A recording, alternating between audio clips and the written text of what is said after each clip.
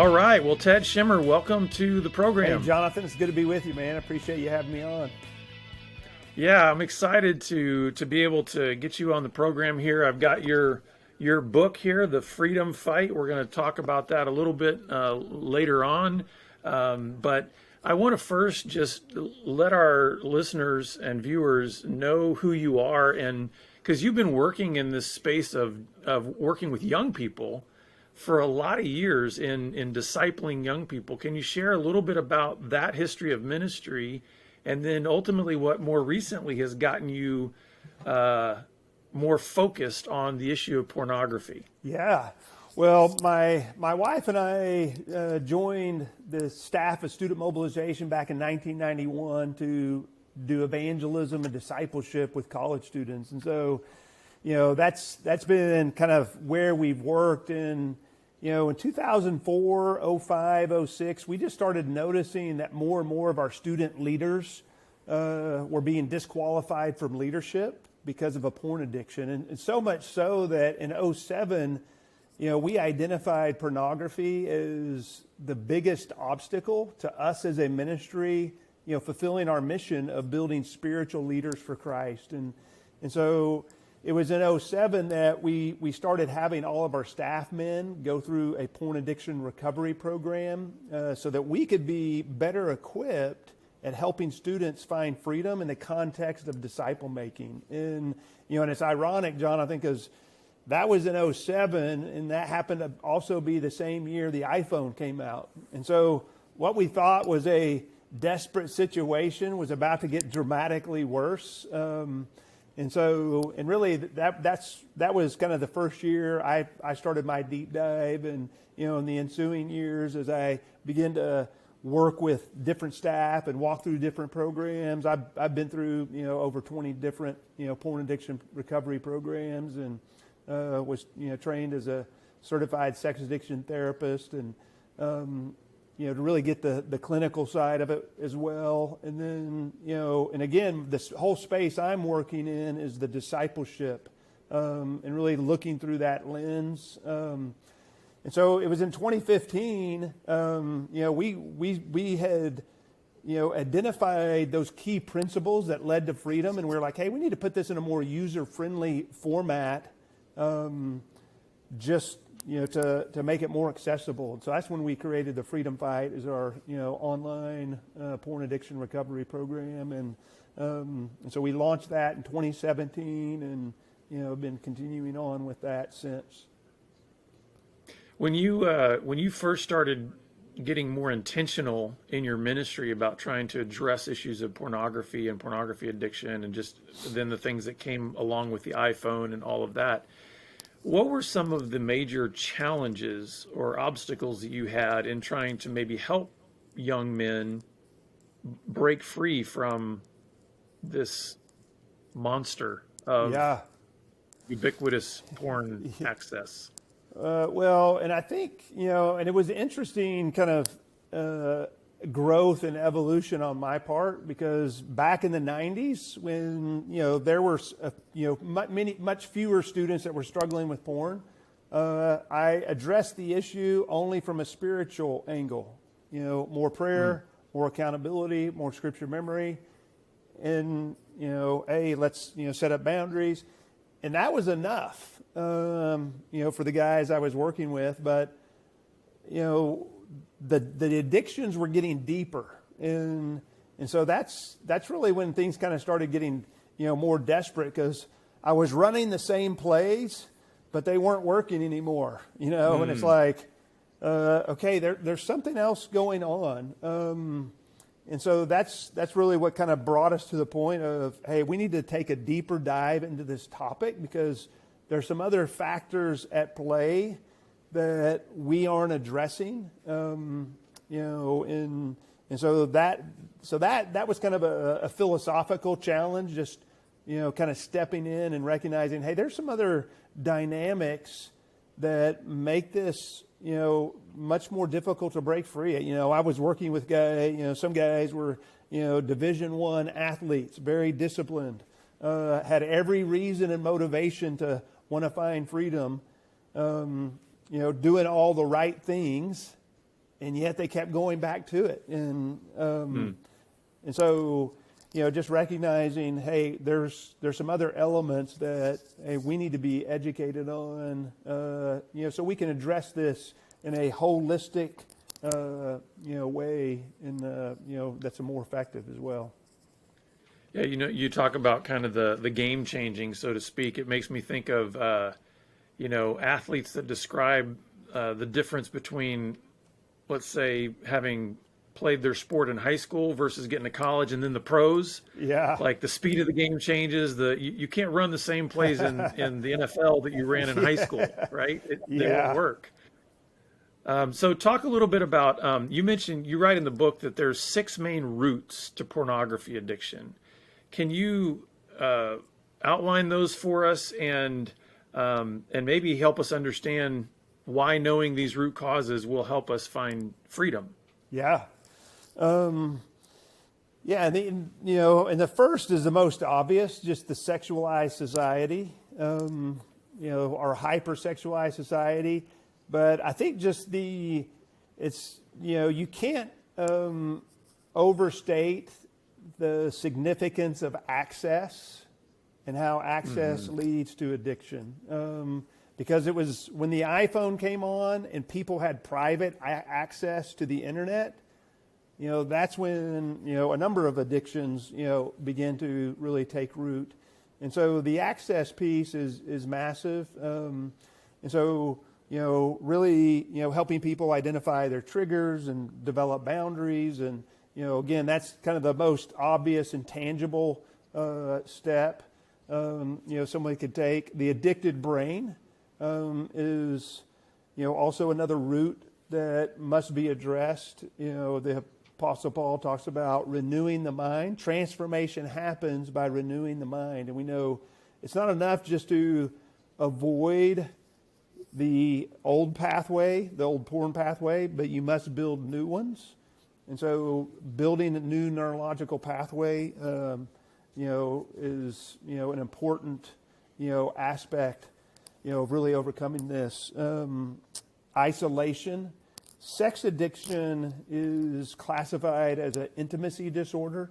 And, the interesting thing about isolation is, the shame leads to isolation, but those who are in isolation, they're more susceptible to, the fake intimacy of pornography, and the bonding that takes place. Because when somebody, is watching porn and masturbating, oxytocin is released. And oxytocin is that bonding chemical. And people start building bonds with, the actors or actresses in, the videos. And it becomes a fake intimacy. It becomes something that they're attached to. And they wouldn't ever say they have an emotional attachment, but that's what it is. And those who have learned to develop authentic, deep relationships in real life, are, in a much stronger position not to be, sucked in by the fake intimacy of porn. Negative emotions is, another important root of addiction. Because, addiction experts tell us when somebody starts using the dopamine high from their drug, whether that's alcohol, cocaine, or pornography, when they start using that dopamine high to medicate their negative emotions, that's when the addiction goes to a whole new level of depth. And so really helping people grow in their emotional awareness and understanding, hey, what are those emotional triggers that, lead me to, to act out? And that was one of those mysterious pieces. Guys were just like, man, this huge urge to use porn just hit me out of nowhere. I was, but then when we go back and look, it was usually an emotional trigger that, and as guys, we're not necessarily just naturally emotionally aware. And so that becomes one of those, demystifying pieces of learning about, hey, my emotional triggers. Shame is the 5th root. And, a lot of sex addiction therapists would say shame is the strongest, the most influential, and it's really connected to each of those others in different ways.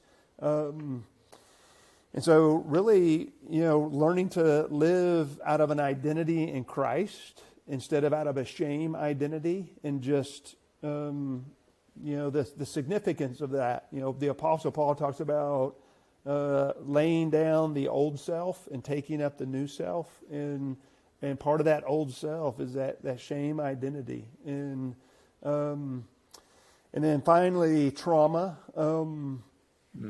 Is a significant element. And, I don't know if you've ever read the book, Your Body Keeps the Score, but it's a great book on trauma. But one of the trauma experts, one of the things that he says, which, is really kind of tapping into just a biblical truth, is the most traumatic thing that, happens to a person typically are the lies they tell themselves. And so it's not just the traumatic event that is where the trauma is, but it's, hey, what are the lies I tell myself, the messages that I've taken to heart, like, I deserve this, or this was my fault, or I'm a failure, or, whatever it may be. And so learning to identify and then replace those lies with truth, is really, really essential. And so those are the 6, roots of a porn addiction that our program, which is, a free program, that we systematically work through. And I will say one thing that, I think is just interesting. You've been in a space a long time, that Patrick Carnes, who was kind of the godfather of, sex addiction recovery, from 85 to 2001, he did a study on, recovered sex addicts, and to determine, hey, what led to freedom. But 97% of that group came out of abusive backgrounds. And so the trauma was a massive element of sex addiction. And so out of that became the trauma model that, hey, if you have an addiction, we need to find out, hey, what the trauma is. And so that's still obviously a very important part.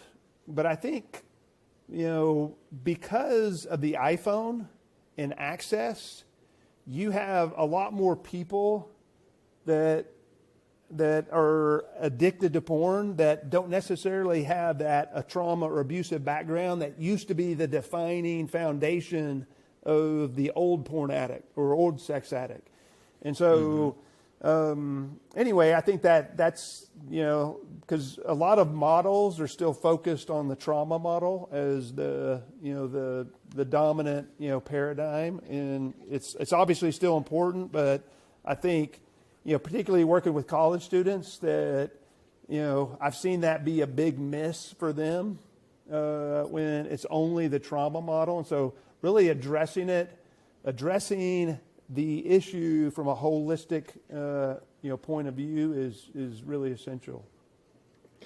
Yeah, so let's talk a little bit about, a lot of the statistics will bear out that when it comes to interaction or behaviors related to pornography use, there's very little difference between the non-believer and the Christian. One, why do you think that is? And where do you then start when it's kind of like the lines have been blurred? There's not a sense of a person who professes to be a Christian that identity is having any impact on their porn use. Yeah. And that's, the Barna Group did a study several years ago that found that there was only a 1% difference between the monthly porn habit of a Christian man versus the monthly porn habit of a non-Christian. And then, and the reality is we did a study ourselves just a couple of years ago that found that, the younger you get, the bigger the percentage. And the younger that the age group, and, we did a study of over 1,300 college students that from over 30 different campuses who all said their faith in Jesus Christ was very important. They're plugged into a campus ministry. 40% of those we surveyed were part of their leadership. So these aren't just your average college students. These are your growing Christian college students. 89% of that group of the men watched porn at least occasionally in the last 12 months. 61% of that group were watching porn at least weekly, and 1 in 4 of that group were watching daily or multiple times a day. And so just recognizing that these are our future Christian husbands, fathers, pastors. And so, recognizing that, it's an issue, and it's not just a guy's issue, that more and more women are struggling. That same, survey, 51% of the women said they had watched porn, these growing Christian women, college women, and 21 in 4 were watching porn at least monthly or more. So the frequency between the men and women was, quite a bit different, but it's still a substantial, percentage. And so I think the difference is, and we did some marketing research, to really kind of answer the question, who are the people most motivated to get help from this issue? And what we found, it was, those who were evangelical and were going to church at least once a week. So people who were more engaged in their faith, their motivation to address the issue was, that was the highest, on the spectrum. And so I think that could be an encouragement to pastors that, people want to deal with this issue. If they have the Spirit of God, there's a desire, to lay aside the sin and find freedom. Yeah, you say in the book that you actually say that addressing porn addiction in the church is actually an opportunity. What do you mean by that? Well, I think it's an opportunity for deep discipleship. If you think of how the Apostle Paul addressed the Ephesian believers, in first century Ephesus, a very hypersexualized society, with the Roman bathhouses, prostitution was legalized. And Paul's addressing this group of believers that, and he says, hey, quit living like the Gentiles around you. And as he describes how they're living, it's, their sensuality, they're, sexually immoral. But when Paul addresses it, he addresses it as, hey, these are some things you need to do to renew your mind. So all 6 of those roots of addiction are found in that passage in Ephesians 4:17 through 27. But when the Apostle Paul addressed the issue, it wasn't a cliche that, hey, just pray more and you'll be, set free, or hey, the truth will set you free. And but he actually unpacked that, hey, you need to renew your mind. You need to put on your new self, and that is created in holiness. And so, hey, I need to set some boundaries. I need to separate myself, from some of the sin.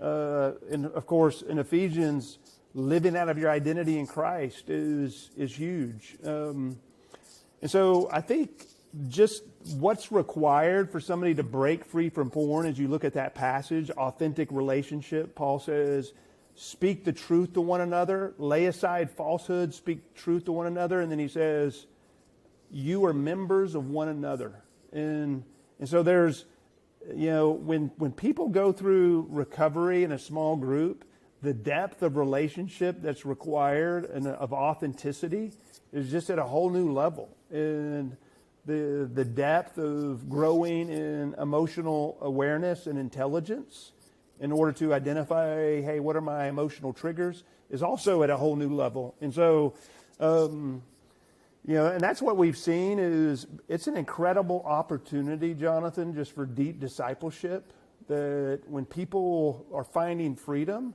they're not just finding freedom, but as Hebrews 12:1 says that, lay aside the weight and the sin that so easily entangles so that we can run with endurance the race set before us is, man, I don't know of a heavier weight or more entangling sin than pornography for this generation.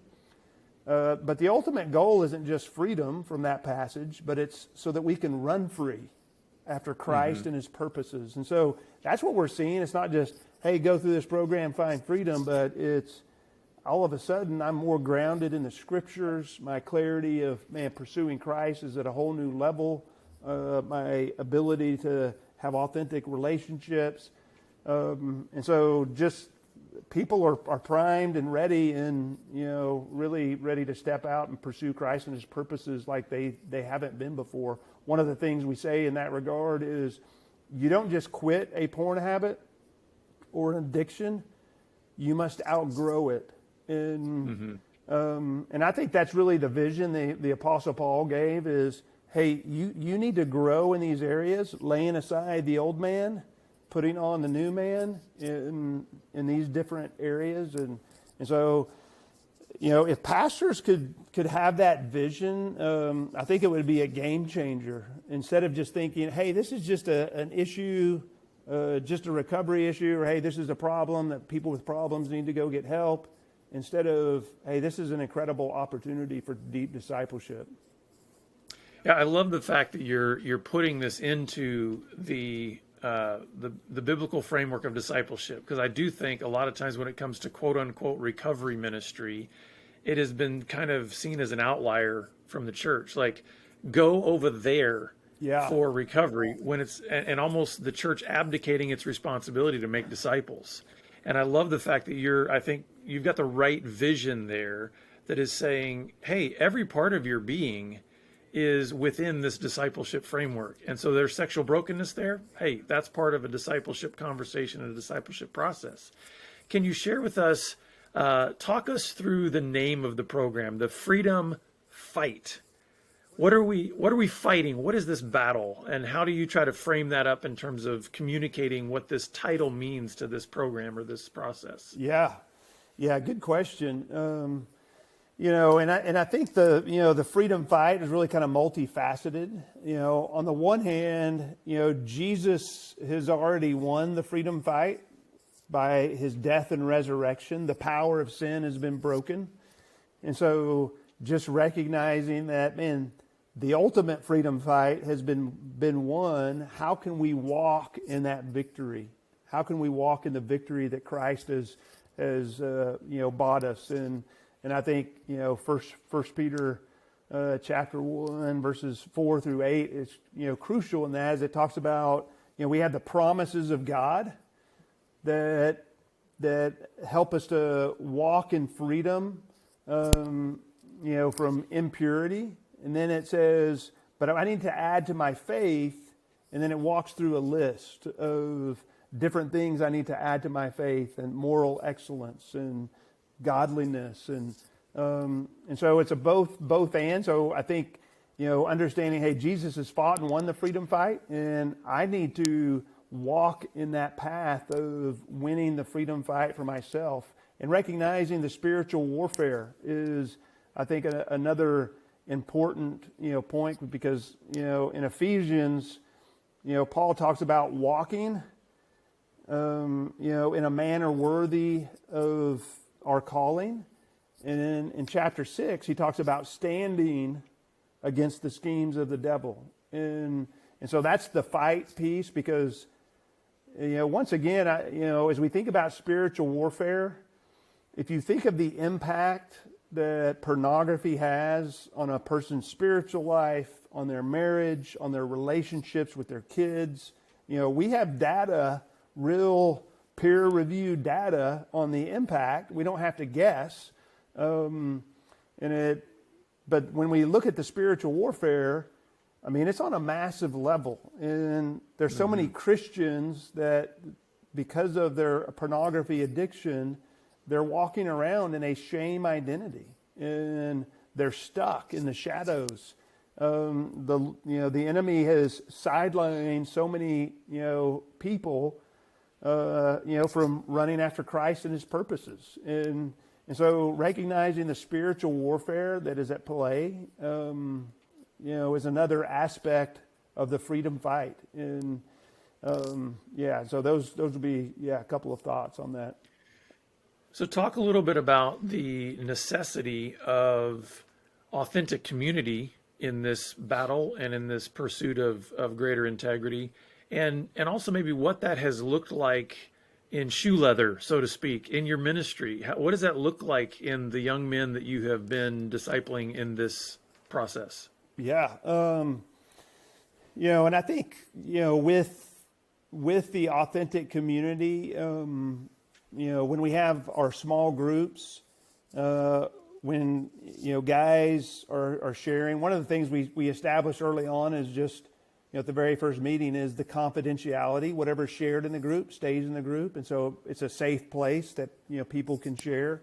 And also really just casting a vision that, James 5:16, therefore confess your sins to one another and pray for one another that you may be healed. The first step towards freedom is confession and being honest with our sin. And so, we answer questions each week, and one of the questions that we answer is, have you lied to anybody directly or indirectly this week, on any topic? Because we want to be held accountable, to what we're sharing on this topic, but also just in life in general. And so just the authenticity piece is significant. And so we have a check-in time each week where guys answer certain questions. But also during the week, guys are checking in. So we have a mobile app where guys check in daily. And so in 2 or 3 minutes, they'll answer a few questions. Hey, how am I doing? What's my major emotion? And they'll, then they'll text with, 140 or 200 characters. Hey, how am I doing? Hey, what do I need prayer for? And so it's just a great way for them to connect and for them to be honest. Also, if a guy relapses during the week, we really encourage guys within 12 to 24 hours that they fill out a crash report and send it to the group. And they answer questions or certain questions in that crash report that helps them learn. Hey, how did I get here? Why? Where did I go wrong in the process? And really try to help them fail forward. But in all of that, the authentic sharing and honesty is just crucial. Because when guys step out and they're honest, and then they get positive feedback, you can see the shame just beginning to lift as some of those lies that they had told themselves, like, hey, if I ever share this with somebody, man, they're never going to talk to me again, or man, they're going to think I'm just a crazed pervert, and yet when they receive grace and acceptance, man, those lies diminish, the shame begins to lift, and it's huge. Just for guy, had a guy this week just shared about being lonely, and that was a big step for him because guys don't want to share that. It's like, man, I was lonely, and man, this was. But those are the things that we want to continue to encourage, and so just to form that authentic community. And so when guys go through a 6 or 7 month group, and it really just establishes that, and it becomes something like they've never experienced before, and we really just cast vision of reproducing that kind of authentic community, in wherever they go, beyond then. Yeah. Well, Ted, in our last few minutes here, would you just speak to that guy out there, or those guys out there that are, they might be thinking, man, I feel like I've tried everything. I'm in this cycle of, binge, purge, that type of thing. What encouragement would you give to the guy who feels like he's just weary and he's maybe felt like he's tried everything and just can't break free? And then finally, let our listeners know how they can get access to the program, how they can learn more about it and get plugged in. Absolutely. And I would just say to that guy that don't believe the lie. If you've trusted in Christ and what He has done for us on the cross, claiming the victory, that Christ has purchased, and don't allow the enemy wants to lie to us and keep us in the shadows and give us reasons to give up. And so I would just again encourage the James 5:16 that confessing and then getting help, and that's why we created our online. Again, it's free, thefreedomfight.org. We have an app and a website. They're both connected. You could do one or the other or both, and so it's a way to get started. And a person can start it individually early on. We will coach you up on how to bring an accountability partner into that process. And so that would be an easy first step. On our program, our main program is 6 months. We also have a 30-day challenge that can be a good first step just to get accustomed to the program. And it becomes an easy thing. And I would encourage guys to think about this. If you're struggling, guess what? You just have to read the stats. You probably got friends that are struggling, and so I would encourage you. It's like, hey, I'm going to do this 30-day challenge, and just to help me grow in my personal purity. Hey, what if you do this with me? And you can begin going through, and you begin learning about the brain science. It de-shames the topic. It gives you hope and encouragement and steps you can take. And at the end of that process, hey, all of a sudden you've started interacting with some friends on this topic that's kind of, you haven't interacted with before. And so that's been an easy kind of first step for people to take. And to do with a group as well. Yeah. Well, Ted, this has been an excellent conversation. We will put all that information in the show notes so guys can get access to the program. But man, thanks for putting this together. Thank you for being with us today and being willing to step into this space of ministry. It's not often the jazzy parts of ministry. I love the way that you framed it in deep discipleship. Like you're going to the deep end of the pool. So thank you for doing that and for being with us. Absolutely. Jonathan, thanks for having me, man. I appreciate your ministry. Yeah. Well, listeners, go to thefreedomfight.org, learn more about that. We'll have that in our show notes. We're grateful that you've been with us, and we look forward to seeing you back here again next week on the Pure Sex Radio program. Take care.